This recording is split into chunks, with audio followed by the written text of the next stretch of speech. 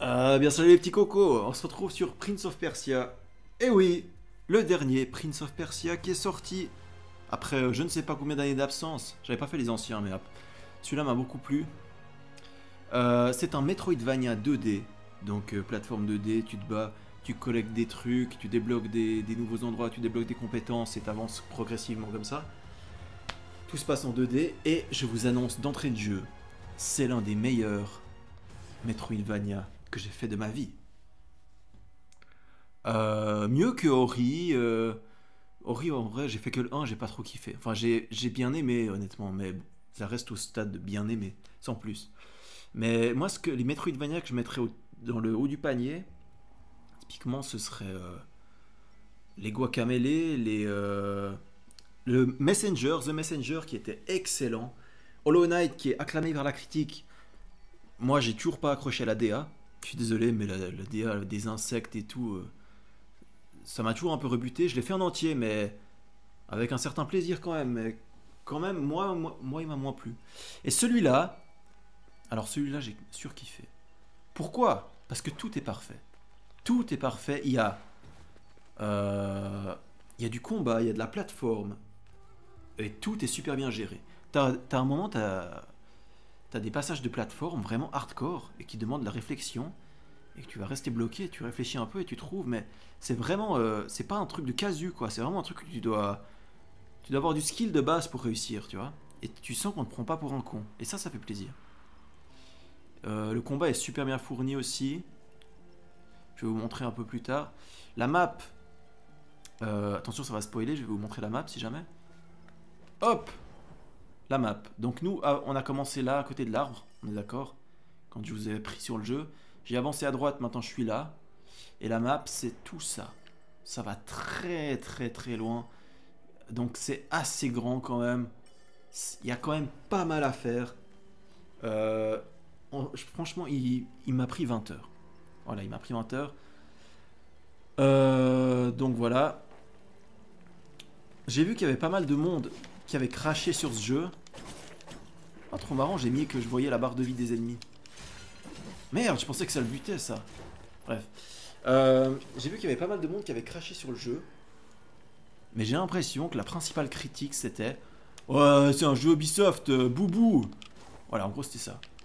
Ouais, Ubisoft c'est nul, donc le jeu il est nul. Voilà, en gros, j'ai vraiment l'impression que les critiques c'était des mecs qui réfléchissaient pas et qui disaient c'est Ubisoft donc c'est nul. Mais ferme ta gueule et joue au jeu, trou du cul. Bah, au bout d'un moment, il faut le dire. Hein. Putain, j'ai vraiment déjà été là. Bon, et puis voilà, et puis par contre, ça, ouais, ça va un peu spoiler parce que. Bah, en fait, j'ai tout.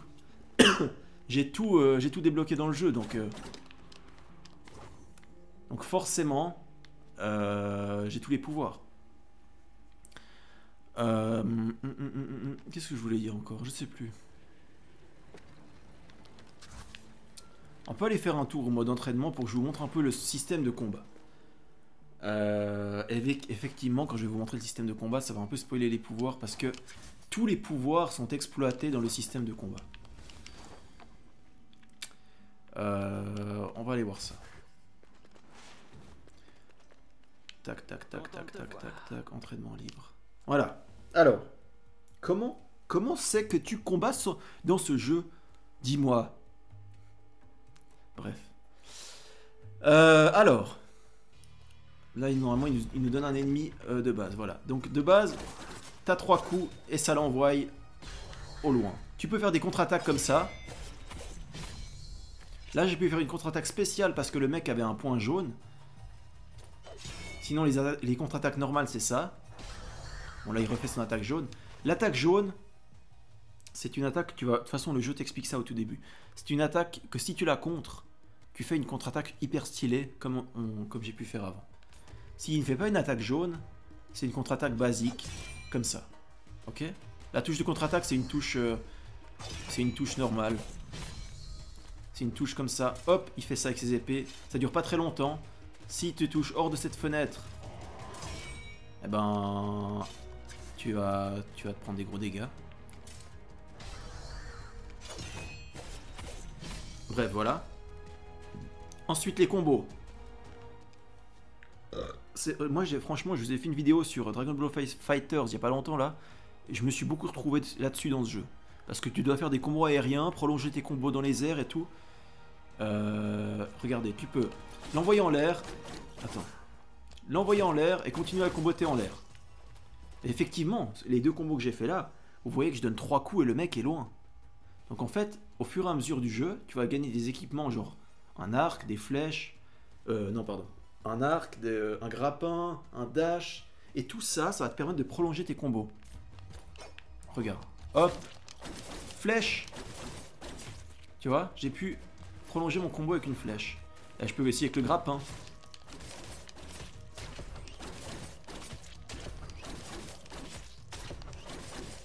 Tu vois, avec le grappin en vrai c'est fumé parce que tu peux faire un combo infini. Qu'est-ce qu'il y a encore? Après il y a le dash. Ah oui, il y a le double saut aussi, regarde, tu peux faire hop, tac tac, l'envoyer encore plus haut, sauter, tac tac, continuer, dash. Moi j'ai pas réussi là mais bon. Et en vrai tu peux faire des combos de malades mentaux. Ah oui c'est vrai qu'il y a ça. C'est vrai qu'il y a ça.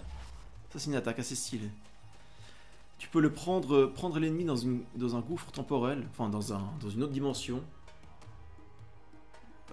Et là tu le recraches. Salut. Attends. Comment on va faire ça?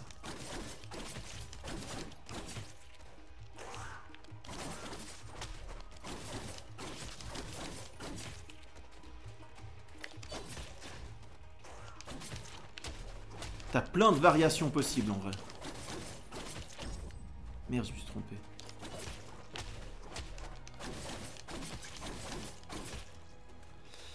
Euh, 36 variations possibles.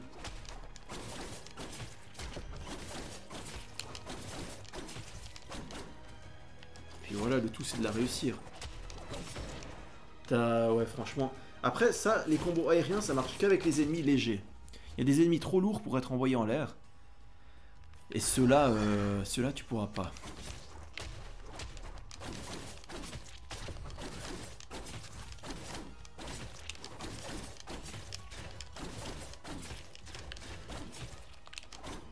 Voilà, bref. Le système de combat, je pense qu'on a un peu fait le tour. Quoique non, en fait. On n'a pas fait le tour. T'as un système d'attaque super qui te permet de tirer des immenses pouvoirs surpuissants. Mais bref. Bref, en gros, j'ai surkiffé ce jeu grâce à toute la construction en fait. Ubisoft a très bien réussi son coup avec ce jeu. Après, tu sens quand même des grosses inspirations des Metroidvania qui ont marché. Hein. J'ai l'impression qu'ils ont pris tout ce qui a marché dans les anciens Metroidvania et ils l'ont collé dans celui-là, mais après, on est très proche du plagiat, je vais pas vous cacher, mais ça marche très bien. Regardez. T'as un système d'amulettes par exemple. Les amulettes, qu'est-ce que c'est? En gros, c'est les charmes de Hollow Knight. Dans Hollow Knight, vous vous souvenez, vous avez des charmes qui coûtent 3 emplacements. Là, par exemple, celui-là, il en coûte 3, celui-là, il en coûte 2, celui-là, il en coûte 1. Et ben, c'est exactement les charmes de Hollow Knight. C'est-à-dire, tu as un certain nombre d'emplacements disponibles. Et puis, en fonction de ton nombre d'emplacements, certaines amulettes prennent plus de place, d'autres prennent un peu moins de place, en fonction de leur puissance. Et puis voilà. Ça, pour le coup, c'est littéralement copier-coller des charmes de Hollow Knight. Ce que j'ai trouvé qui a aussi été pompé d'un autre jeu, c'est le dynamisme de Metroid Dread. Franchement, la glissade, c'est quoi la glissade ça? C'est la glissade de Samus dans Metroid Dread, 100%. La course, comme le perso il court là, c'est quoi? C'est exactement comme ça que court Samus quand elle est en speed boost dans Metroid Dread, santé. Voilà. Les charmes, je vous ai pas dit, mais tu vas pouvoir les améliorer dans une forge pour qu'ils deviennent plus puissants. Puis voilà. Le scénario, au début, il m'intéressait pas des masses. Et plus tu avances, et plus il y a des intrigues qui se mettent en place, et puis tu commences à te dire, ouais, c'est vrai, tiens. C'est quoi la suite? Et Puis le scénario a réussi à me prendre au jeu au fil du jeu. Donc je commençais à m'intéresser au scénario au fil du jeu, ça c'était pas mal. Un des problèmes qui a souvent été relevé par les testeurs, j'ai vu, et effectivement c'est un problème, c'est les voix. Les voix des doubleurs, des persos, mais mon dieu quoi. Je me demande si c'est pas fait par des IA parce qu'il n'y a aucun entrain, il n'y a aucune motivation dans les voix des persos. C'est vraiment... Mais qu'est-ce qui s'est passé? Il est mort. Ah bon? Il n'y a aucune émotion, tu sais, enfin je sais pas comment dire, mais... C'est vraiment... Voilà, là on a l'exemple d'un perso, le gros avec la hache là. Il est trop lourd pour être envoyé en l'air, du coup je peux pas le comboter dans les airs, je suis obligé de le battre au sol. Mais on peut le contrer toujours. Tant que son attaque n'est pas rouge, voilà, les attaques rouges... Aïe, j'ai pas contré au bon moment. Je me fais un peu bolos là. Oui, le jeu n'est pas facile. Hein. Le jeu n'est pas très facile en vrai.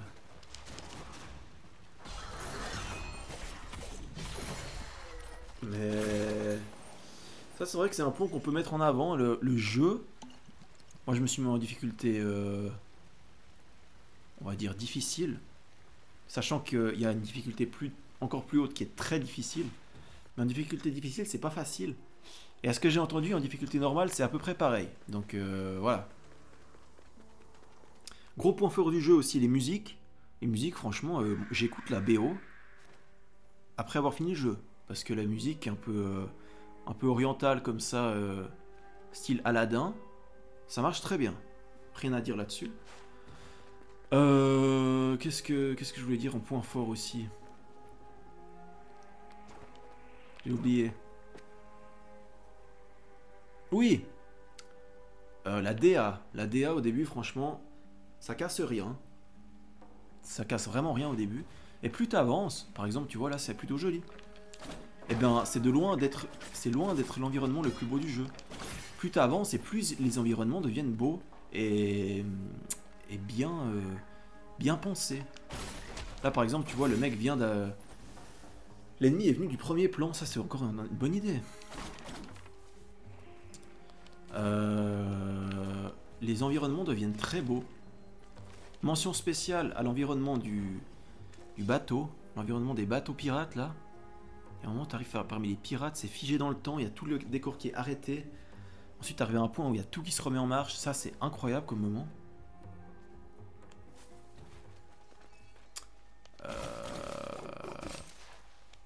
Là, il faut casser ça comme ça, voilà. Je peux aller là? Non, je peux pas. Puis tu vois, le gameplay, c'est vraiment ce que tu vois là, c'est-à-dire Metroidvania. Tu cherches où aller. Tu cherches ton chemin. Au début, évidemment, tu n'auras pas toutes les compétences. Du coup, qu'est-ce qui va se passer? Bah, tu vas devoir laisser des chemins de côté, revenir plus tard, et ainsi de suite. Mais bon, si t'aimes bien ce genre, j'ai envie de dire, voilà. Moi, j'adore.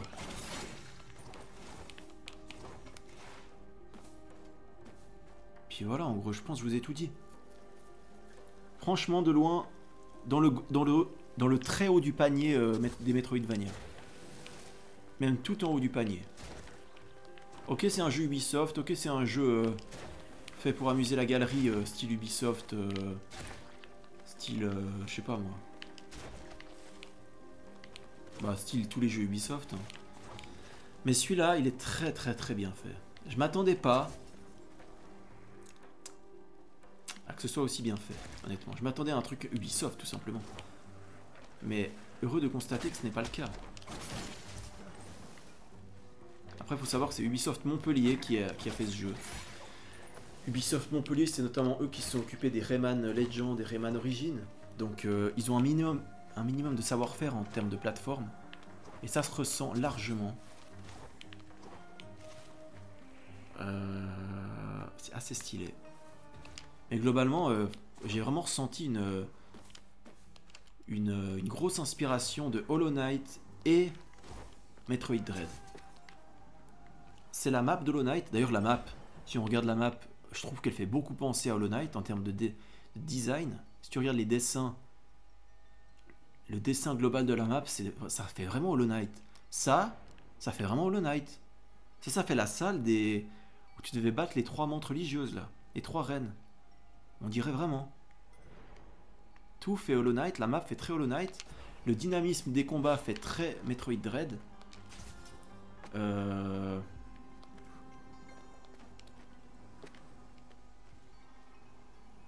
Les counters, bah ça vient de Metroid Dread aussi, hein. On s'en souvient des counters de Metroid Dread qui étaient ultra stylés. Et puis voilà, franchement, ils ont pris tout ce qui a marché dans les Metroidvania de ces 10 dernières années et l'ont mis là-dedans. Du coup, forcément, ça devient quelque chose d'excellent. Inévitablement. Regardez, t'as même une attaque. T'as même une attaque. Ça, je m'attendais pas à ce qu'ils mettent ça. Là, il y a une grille. Oh merde. Il y a un mec derrière la grille, j'avais pas pensé à ça. T'as une sorte de boomerang. Tu peux lancer comme ça. Hein? Et ben, au bout d'un moment du jeu, tu peux lancer ton boomerang et tu peux te TP dessus. Hop là. Et voilà, je me suis TP sur mon boomerang. Ça me permet de passer les grilles. Ça me permet de revenir en arrière. Ça, c'est bien pensé. Il y a des coups que je n'avais vu dans aucun jeu. Par exemple, un TP. Regarde. Là, peu importe où tu es dans le jeu, tu peux appuyer sur un bouton. Ça crée une image de toi figée, ici. Pendant ce temps, tu fais ta vie et tout. Et à tout moment, tu appuies sur le bouton. Et ça te remet à cet endroit. Tu vois? Et ça, on pourrait croire que c'est une petite feature sympa. Mais ils ont créé des énigmes de fou avec ça. Je m'attendais pas à ce qu'ils utilisent autant cette feature, mais... Mais oui, en fait, ils l'ont fait, tout simplement. Ils ont créé des énigmes de fou furieux.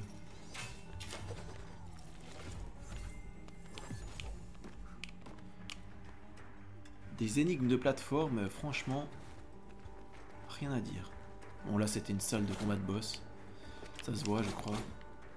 Mais voilà, en vrai, j'ai pas envie de parler trop longtemps de ce jeu parce que je vous ai tout dit. En vrai, c'est excellent. Tu débloques des... Bon, ça, c'est les quêtes. Tu débloques des... Bon, ça, je vous ai tout dit. Tu peux améliorer tes épées et ton arc à la forge aussi. Pour avoir plus de dégâts. Ouais, les attaques super, je vous en ai pas trop parlé, c'est vrai. Mais bon, en gros, plus tu frappes les ennemis et plus tu contres, qui utilisent des counters, plus ça va faire monter ta barre de super. Et après, tu peux balancer des méga attaques de la mort. Bon, attendez, d'ailleurs, en fait, j'y pense, mais on les voit. Voilà, là. Par exemple, ça, c'est la première. Attaque de base. Vous voyez dans le petit carillon à droite. Voilà. Ensuite, tu as des attaques niveau 2 qui sont un peu plus impressionnantes et qui font un peu plus de dégâts. Voilà. Et puis des attaques niveau 3 où là c'est la quintessence de la puissance. Celui-là il est assez stylé, c'est un counter.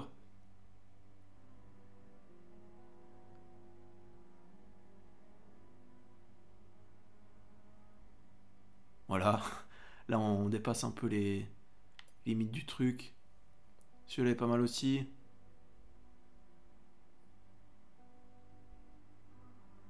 Mais voilà. En gros, franchement... Ah oui, t'as un nombre incalculable de collectibles à ramasser. Il y en a certains qui servent à rien. Il y en a certains, toute cette partie-là, c'est juste du lore. Et ça ne sert à rien dans l'histoire. À part évidemment à faire le 100% pour avoir le 100% du lore. Mais ça ne sert à rien. Tu peux en choper aucun, ça changera rien. Ça c'est un peu dommage. C'est un peu dommage qu'ils mettent de plus en plus ça dans les jeux maintenant. Choper des objets qui ne servent à rien. À part développer le lore, bon bah voilà. Mais en vrai voilà, si vous devez retenir un seul truc, système de combat incroyable, exploration incroyable, plateforme incroyable, bref, tout ce qu'on aime. Pour vous dire, c'est un des seuls jeux où je redoutais d'arriver à la fin, parce qu'une fois que j'allais arriver à la fin, ça signifierait la fin du plaisir en fait. Je redoutais cet instant en fait. Vous vous rendez compte où j'en étais ? Est-ce que vous vous rendez compte? Attendez, je vais essayer d'aller vous montrer un super quand même.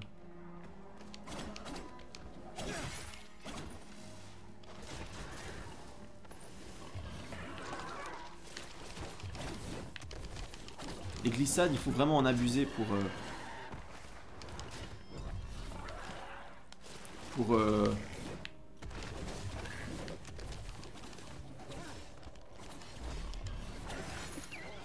les glissades, il faut en abuser pour passer dans le dos de l'ennemi. Parce que, en fait, il n'y a que ça comme solution au début.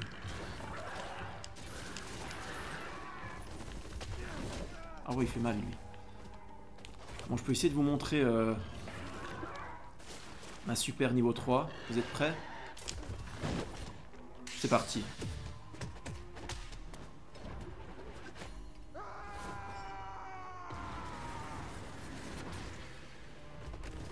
Ah, ça lui a pas fait beaucoup de dégâts, étonnamment. Je pense qu'il était dans une mauvaise position.